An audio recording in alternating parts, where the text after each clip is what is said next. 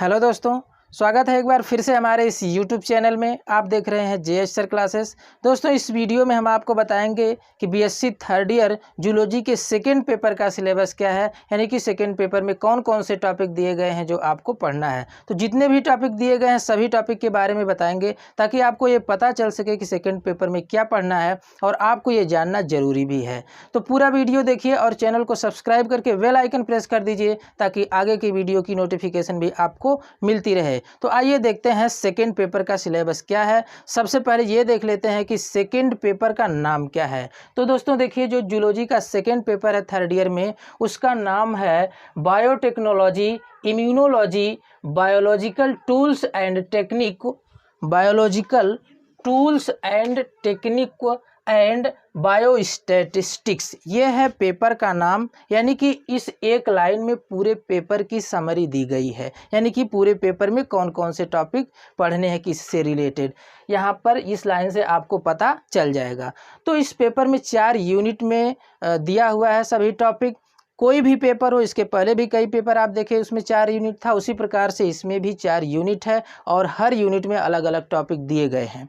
अब देखिए, जो यूनिट फर्स्ट है उस फर्स्ट यूनिट का नाम है बायोटेक्नोलॉजी। इसे आपको पता चल जा रहा है कि यूनिट फर्स्ट में आपको बायोटेक्नोलॉजी पढ़ना है। सेकेंड यूनिट में देखिए इम्यूनोलॉजी, यानी कि सेकेंड यूनिट में आपको इम्यूनोलॉजी पढ़ना है।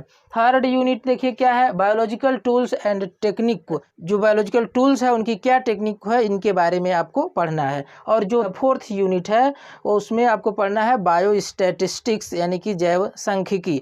तो आइए क्रम से हम सभी यूनिट के जो टॉपिक दिए गए हैं उनके बारे में आपको बताते हैं। तो जो यूनिट फर्स्ट है बायोटेक्नोलॉजी की, उसमें आपको देखिए बायोटेक्नोलॉजी से संबंधित कौन से टॉपिक पढ़ने हैं। ये पहली जो यूनिट है बहुत ही इम्पॉर्टेंट है, आगे अगर आप एमएससी वगैरह करेंगे तो उसमें भी इसका बहुत यूज है। तो देखिए जेनेटिक इंजीनियरिंग। अब जेनेटिक इंजीनियरिंग क्या है, जेनेटिक इंजीनियरिंग का क्या क्या पढ़ना है, ये देखिए। जेनेटिक इंजीनियरिंग का देखिए यहाँ पर ब्रैकेट में लिखा गया है कि क्या पढ़ना है। तो कंसेप्ट, सबसे पहले तो आपको क्या पढ़ना है कि जेनेटिक इंजीनियरिंग का कंसेप्ट क्या है, और फिर इसके बाद क्या है एंड रिकम्बिनेंट डीएनए टेक्नोलॉजी। यह देखिए बहुत ही महत्वपूर्ण और फेमस प्रोसेस है रिकम्बिनेंट डीएनए टेक्नोलॉजी। ये क्या है इसके बारे में आप शायद जानते भी होंगे, अगर नहीं जानते हैं तो बहुत दिक्कत है, मतलब इसको आपको जानना चाहिए अगर आप थर्ड ईयर तक चले गए हैं। फिर भी मैं एक लाइन में आपको यहाँ पर बता देता हूँ, 1 मिनट समय लगेगा। इधर आप लोग देखिए, ये एक बैक्टीरिया है कोई, और बैक्टीरिया के अंदर आपको पता है कि बैक्टीरियल डीएनए होता है और एक एक्स्ट्रा जेनेटिक मटेरियल होता है इसके अंदर जिसको बोलते हैं प्लाज्मिड।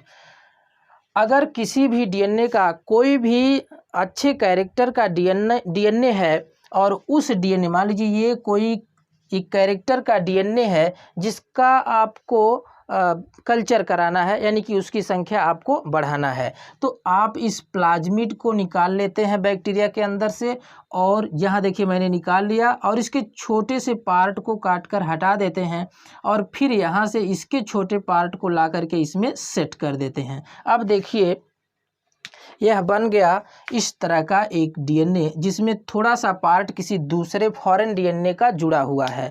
तो अब ये जो डीएनए बना है इसी डीएनए को बोलते हैं रिकॉम्बिनेंट डीएनए, और ये जोड़ने की, कट करके निकालने की और इसके अंदर से निकालने की, और फिर इस रिकॉम्बिनेंट डीएनए को इस बैक्टीरिया के अंदर एंट्री करा देना, और फिर इस बैक्टीरिया को किसी कल्चर मीडियम में रख करके इसका कल्चर करा देना। ये जो सारी टेक्निक को है इसी को बोलते हैं रिकम्बिनेंट डीएनए टेक्नोलॉजी। शायद आप इसके बारे में पहले भी जानते होंगे, अगर नहीं भी जानते हैं तो अभी जब इसका टॉपिक हम बताएंगे वीडियो में तो आपको क्लियर पता चल जाएगा कि रिकम्बिनेंट डीएनए टेक्नोलॉजी क्या है। यहाँ पर मैंने शॉर्ट में आपको बता दिया ताकि आपको ये भ्रम न रहे कि ये कौन सा टॉपिक है, इसमें क्या पढ़ना है। तो चलिए अब आइए आगे बढ़ते हैं।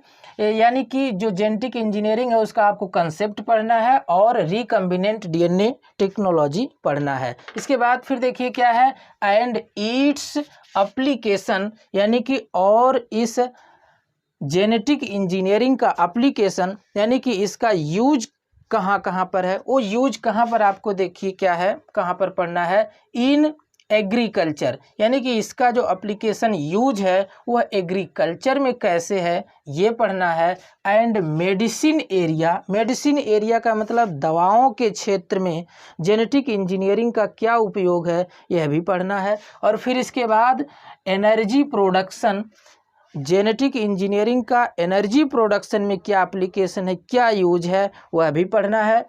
यहाँ तक देखिए यह एक टॉपिक था। और फिर इसके बाद देखिए क्या है, biotechnology of food processing, food processing में यानी कि भोजन में बायोटेक्नोलॉजी का क्या उपयोग है। और फिर इसके बाद फार्मास्यूटिकल्स, फार्मास्यूटिकल्स का मतलब यह भी दवाओं के क्षेत्र में ही है। जैसे देखिए क्या है, यहाँ पर एग्जाम्पल ब्रैकेट में लिखा गया है, use of microbes in insulin production, use of microbes यानी कि जो माइक्रो ऑर्गेनिज्म है जैसे वायरस, बैक्टीरिया या कुछ फंगस, इनका यूज किस में use, insulin production, insulin hormone का नाम आपने सुना होगा, तो इंसुलिन प्रोडक्शन में इन माइक्रोब्स का यूज क्या है यह भी आपको पढ़ना है, किसमें, फार्मास्यूटिकल के अंतर्गत। और फिर लास्ट में देखिए क्या है, फर्मेंटेशन, फर्मेंटेशन आप जानते होंगे किण्वन, जिससे आप देखे होंगे सिरका वगैरह जैसे बनाया जाता हो, क्या है, फर्मेंटेशन है यानी कि किण्वन है। तो ये इतना आपने देखा यूनिट फर्स्ट में बायोटेक्नोलॉजी के अंतर्गत पढ़ना, बहुत विस्तार नहीं है, चुन चुन करके टॉपिक को रखा है, आपको पढ़ने में अच्छा भी लगेगा और कंसेप्ट भी बहुत सही है इनका। और फिर इसके बाद देखिए क्या है, सेकेंड यूनिट में इम्यूनोलॉजी, बहुत ही आसान यूनिट है, पहले भी आपने पढ़ा है और आप इसे बहुत आसानी से पढ़ करके नंबर ले सकते हैं। तो देखिए क्या है, यूनिट सेकेंड में कंसेप्ट ऑफ इम्यूनिटी, यानी कि इम्यूनिटी का कंसेप्ट क्या है, इम्यूनिटी आप किसे किसे कह सकते हैं। तो आपको पता है इम्यूनिटी का मतलब होता है रोग प्रतिरोधक क्षमता, यानी कि जिसकी इम्यूनिटी तेज होती है उसको बीमारी नहीं होती है और जिसकी इम्यूनिटी कमज़ोर हो जाती है उसको बीमारी हो जाती है। अब आप समझ गए होंगे कि इम्यूनिटी क्या है, तो आपको कंसेप्ट ऑफ इम्यूनिटी यानी कि इम्यूनिटी का कंसेप्ट क्या है ये पढ़ना है। और फिर देखिए आगे क्या पढ़ना है, टाइप ऑफ इम्यूनिटी, इम्यूनिटी कितने प्रकार की होती है, टाइप ऑफ इम्यूनिटी पढ़ना है। और फिर इसके बाद एंटीजन एंड एंटीबॉडीज, यानी कि प्रतिजन और प्रतिरक्षा, क्या आप हाई स्कूल से इसको पढ़ रहे हैं, यहाँ पर भी वही टॉपिक दे दिया है, थोड़ा विस्तार से पढ़ना है, कोई दिक्कत नहीं है इसमें, एंटीजन एंड एंटीबॉडी। और फिर देखिए क्या है, वैक्सीन्स ऑफ डिफरेंट डिजीज, देखिए वैक्सीन्स का मतलब होता है टीका, आपको पता होगा कि मेडिसिन्स और वैक्सीन्स दो होते हैं, किसी बीमारी के बाद जो उपचार किया जाता है बीमारी का वो मेडिसिन होती है, दवा, और वैक्सीन क्या है, बीमारी से पहले ही उसका यूज किया जाता है ताकि बीमारी ना हो, उसको क्या कहते हैं, वैक्सीन। तो वैक्सीन जो विभिन्न बीमारियों का वैक्सीन बनाया जाता है, यहाँ पर लिखा गया है डिफरेंट डिजीज, तो जो विभिन्न प्रकार की बीमारियों का वैक्सीन है उसके बारे में आपको पढ़ना है। एंड इम्यूनोलॉजिकल रिएक्शन, यह भी देखिए महत्वपूर्ण टॉपिक है, इम्यूनोलॉजिकल रिएक्शन, इसका मतलब ये है कि अगर कोई बाहर से फॉरेन पार्टिकल जैसे कोई भी माइक्रो ऑर्गेनिज्म अगर आपकी बॉडी पर अटैक करता है तो फिर इम्यूनिटी उसके विपरीत कैसे काम करती है, इसी से संबंधित टॉपिक आपको पढ़ना है, इम्यूनोलॉजिकल रिएक्शन। यह भी एकदम आसान है, यानी कि सेकेंड यूनिट तो बिल्कुल आसान है और जो फर्स्ट यूनिट है ये थोड़ा सा कम्प्लेक्स है, लेकिन अगर आप अच्छे से समझेंगे तो यह भी बहुत आसान है, इसको मैं वीडियो में प्रोवाइड कराऊंगा। और फिर देखिए जो यूनिट थर्ड है इसमें आपको क्या पढ़ना है, बायोलॉजिकल टूल्स एंड टेक्निक, कुछ बायोलॉजिकल टूल्स हैं जो बायोलॉजिकल प्रयोगशाला में यूज किया जाता है उसको आपको पढ़ना है। तो कौन कौन से बायोलॉजिकल टूल्स हैं, टेक्निक हैं, उनके बारे में देख लीजिए। तो देखिए क्या है, उन टेक्निकों का सबसे पहले क्या पढ़ना है, principle and use of instrument. तो जितने भी इंस्ट्रूमेंट दिए गए हैं आपके सिलेबस में उनका प्रिंसिपल क्या है और उनका यूज क्या है। अब वो कौन कौन से टूल्स दिए गए हैं उनका नाम सुन लीजिए। तो देखिए सबसे पहला जो टूल्स यहाँ पर दिया गया है वो है पीएच मीटर।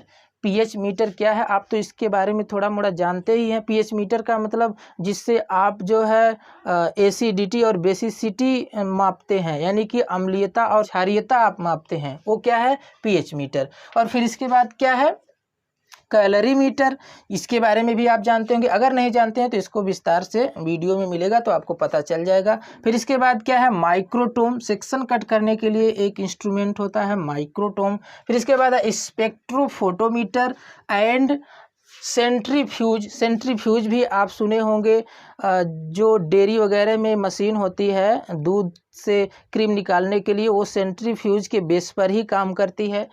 उसी तरह से बायोलॉजिकल इंस्ट्रूमेंट भी है, छोटे छोटे पार्टिकल जो सेल ऑर्गेनेल्स होते हैं, राइबोसोम वगैरह को अलग करने के लिए यूज किया जाता है, यह भी आसान है। फिर इसके बाद माइक्रोस्कोपी, माइक्रोस्कोप का नाम तो आपने सुना ही होगा, सूक्ष्मदर्शी, वो भी कई तरह की होती है, उसे आपको पढ़ना है। जैसे यहाँ पर देखिए लाइट माइक्रोस्कोप है, transmission and scanning, electron microscope, इन सब के बारे में पढ़ना है। और देखिए 2 इंस्ट्रूमेंट और यहाँ पर दिए गए हैं, देखिए क्या नाम है, क्रोमेटोग्राफी, ये क्रोमेटोग्राफी पेपर होता है, इसके बारे में। और फिर इसके बाद क्या है, इलेक्ट्रोफोरेसिस, इसके बारे में आपको पढ़ना है। तो 3 यूनिट आपको पूरी तरह से क्लियर हो गई कि इन तीनों यूनिट्स में आपको क्या क्या पढ़ना है। अब चलिए आइए देखते हैं कि एक आखिरी यूनिट है जो तीनों यूनिट से पूरी तरह से अलग है, इसमें मैथ के टॉपिक दिए गए हैं, जिसका नाम क्या है, बायोस्टैटिस्टिक्स, यानी कि जैव सांख्यिकी। अब देखिए जैव सांख्यिकी में कौन कौन से टॉपिक पढ़ना है, जो आप हाई स्कूल में शायद पढ़े भी होंगे।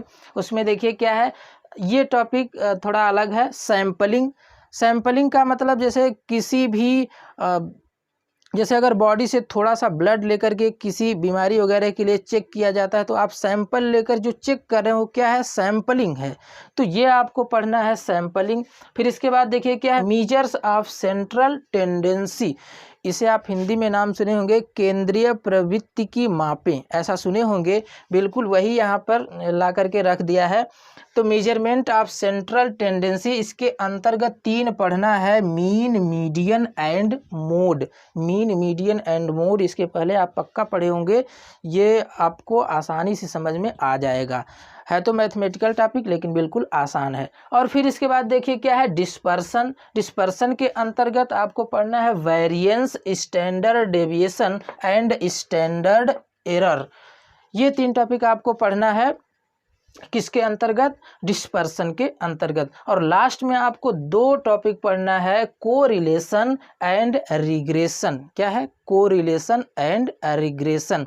तो यह है एक बहुत सीधा सा सिलेबस जूलॉजी के 2nd पेपर का, अगर आप अच्छे से पढ़ेंगे तो बहुत अच्छा अंक इसमें आता है। तो मेरी समझ से आपको ये पूरी तरह से समझ में आ गया होगा कि बीएससी 3rd ईयर में जूलॉजी के 2nd पेपर में कौन कौन से टॉपिक पढ़ने हैं। तो पूरा वीडियो देखने के लिए, लाइक शेयर करने के लिए बहुत बहुत धन्यवाद। मिलते हैं फिर एक नेक्स्ट वीडियो में एक नए लेक्चर के साथ। Thank you very much.